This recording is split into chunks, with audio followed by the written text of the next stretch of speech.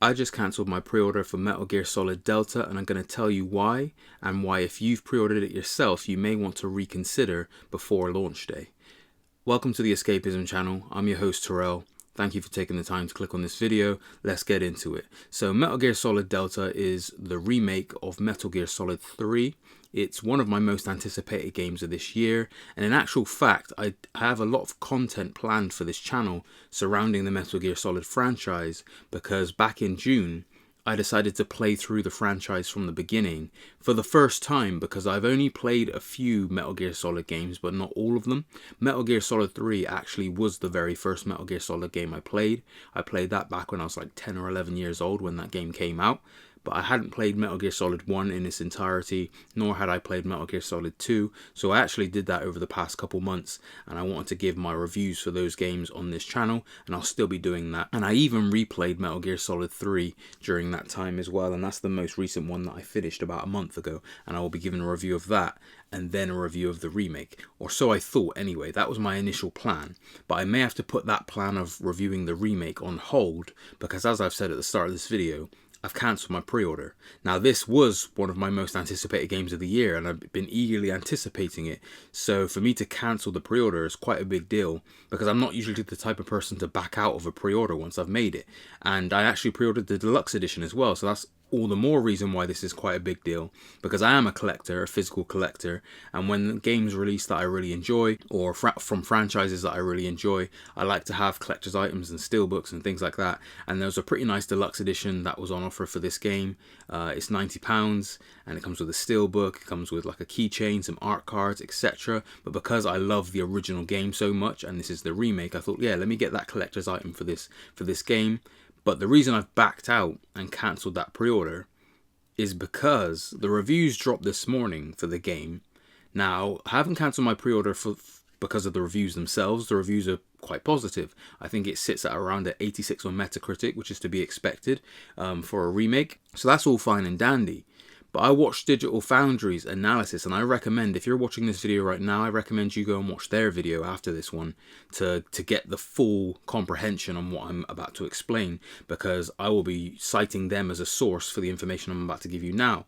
Having watched their performance analysis on this game, it's been extremely concerning, because the performance and the technical state of this remake is not in a good place. And it's to the point where it's such a fundamental issue, I believe, that I highly doubt a day one patch is going to fix these problems. And because of that, I've decided to back away for the time being.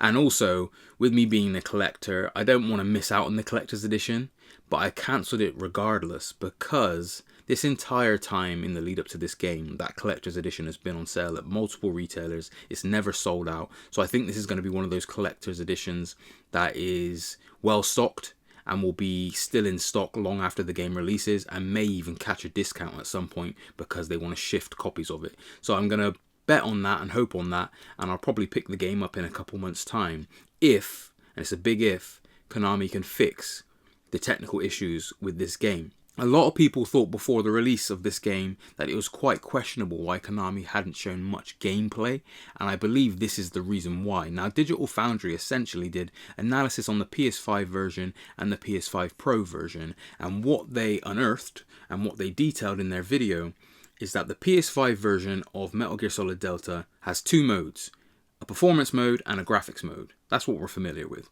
The performance mode runs at around a 720p to 1080p resolution and will target 60 frames per second.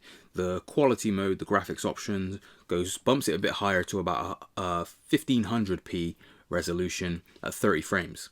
Now, the issue that they first detailed with this is that the game struggles to sit at 60 frames per second in performance mode. It drops as low as 30 frames a second in certain sequences during the game underwater, and then they said aside from that it hovers around the 40 to 60 mark throughout the game in certain sequences, which is not acceptable in its own right, especially for performance mode, but that is the base PS5 we're talking about here.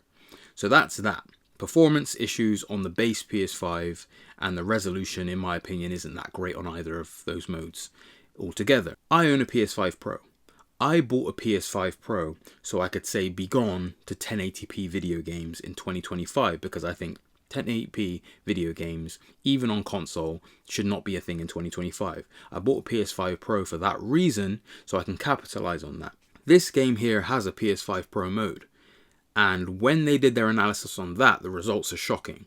And I think this is one of the biggest issues, or the biggest issue overall with this release from a technical standpoint so far, is the fact that the PS5 Pro version of the game runs at times at 720p resolution.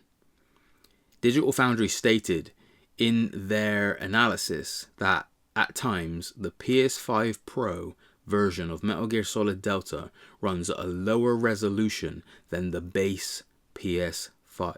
720p resolution on the PS5 Pro is nasty work, and I can't condone it. I can't support it, and that's why I've cancelled my pre-order, because I bought a PS5 Pro to get away from that. So I can't support something that is releasing with 720p on a PS5 Pro. That's just not acceptable in any way at all. No excuse. And what some may use as an excuse, or the reasoning for why this is happening, especially comparable to the base PS5, is whereas the base PS5 has 2 modes, the PS5 Pro only has 1, which essentially combines the quality mode and performance modes together, which is what the PS5 Pro was designed to do, is what it's advertised to do. We haven't actually seen that implemented that much so far, in the sense that there's no option of modes, it's just one mode that's supposed to work really well. Konami have attempted it here, but failed so far, because what they've done is the higher resolution graphics setting of the base PS5 and then the performance mode have been combined. So although it's targeting 60 frames per second on PS5 Pro, this is not the performance mode of the base PS5, because the resolution is higher. So it's combining the higher graphics mode resolution with the performance mode, performance FPS. And due to that, the game is still struggling. So the performance is not 60 frames a second, even on the Pro. So it's still not hitting that target.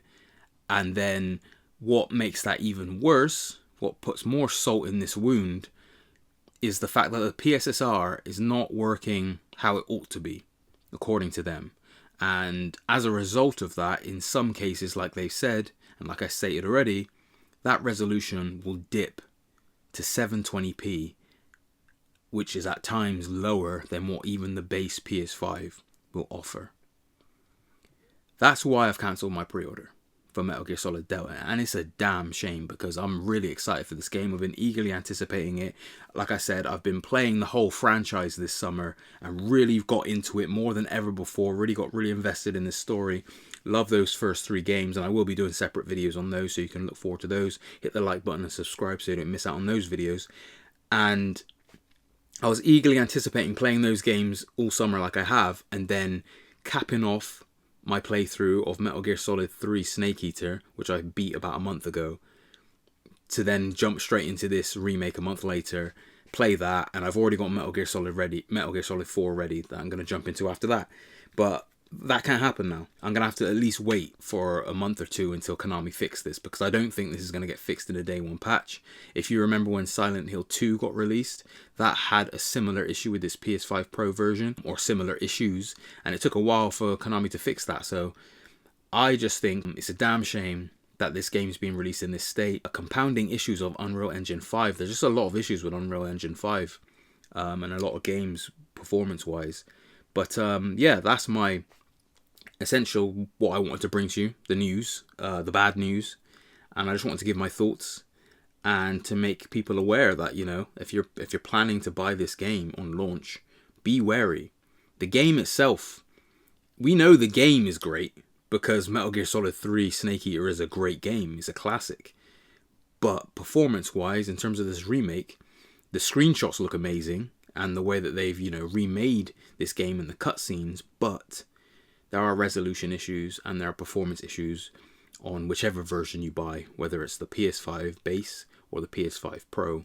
And they haven't tested the Xbox yet, but they said they expect similar results on the Xbox.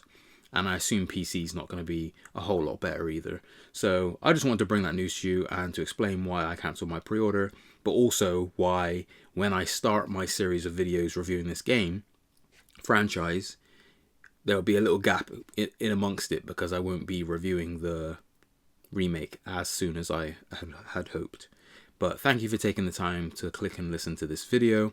Hope you enjoyed it. Hit the like button if you enjoyed the video and hit the subscribe button so you don't miss any future videos, and I'll speak to you guys sometime soon.